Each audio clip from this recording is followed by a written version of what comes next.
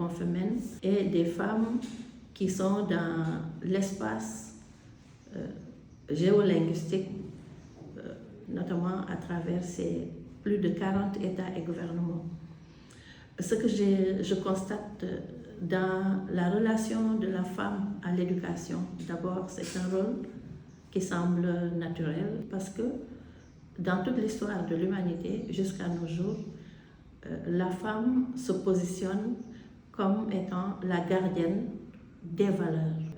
Les femmes, globalement, démontrent beaucoup de résilience par rapport à leur existence, déjà au sein des institutions en général, mais au sein de la Confémène. Ce qu'il faut remarquer, c'est qu'elles font preuve de beaucoup d'engagement dans le travail.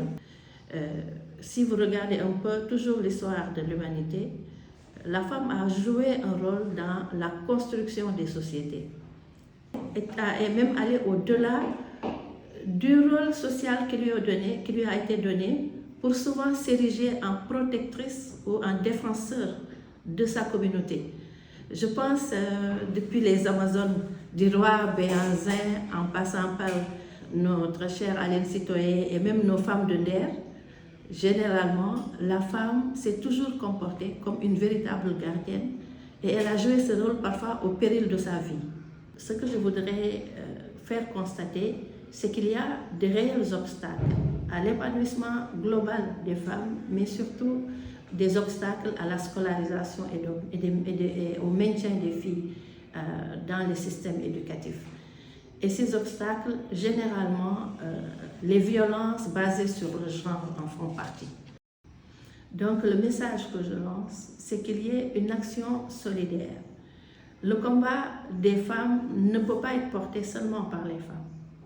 On a besoin de toutes les entités de la population parce que les femmes sont des sœurs, les femmes sont des épouses, les femmes sont des mamans, sont des mères, et que s'il y a une empathie globale autour de la question féminine, je pense qu'on dépassera plus facilement toutes ces contraintes qui empêchent justement la femme de jouer son rôle fondamental dans la société, qui est un rôle de construction sociale et qui peut déboucher justement sur la stabilité et la stabilité socio-économique.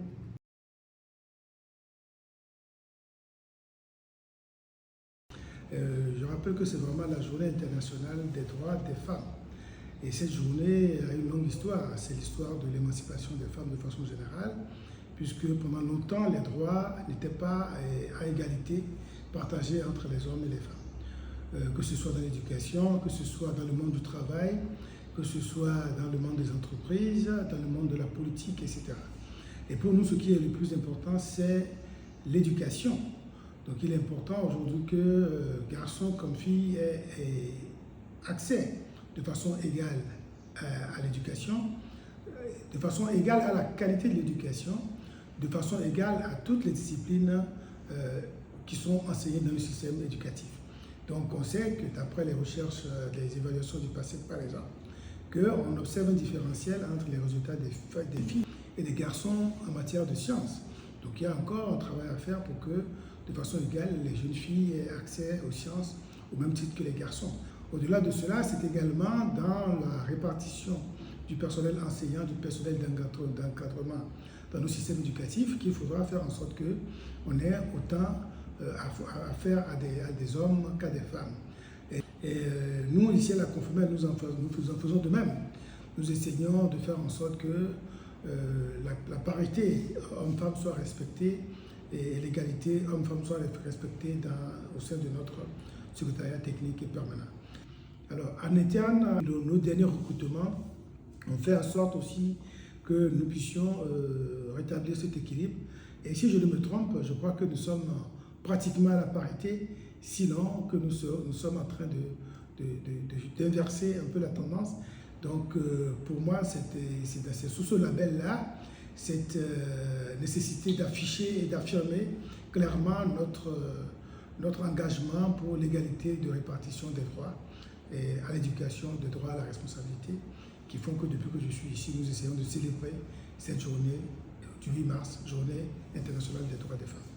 Je voudrais dire que c'est une affaire que nous devons prendre en charge collectivement, hommes comme femmes. Et je crois que c'est une affaire de genre et je voudrais nous encourager de plus en plus à nous mettre ensemble, garçons comme filles, hommes comme femmes, pour penser la question des droits humains de façon générale et du droit à l'éducation de façon particulière. Je félicite quand même tout l'engagement des femmes déjà pour le respect de leurs droits, et je voudrais aussi féliciter et encourager les hommes qui les soutiennent, et j'en fais partie bien entendu, à en faire toujours autant pour que le monde puisse être un monde de justice, de paix sociale et d'équilibre.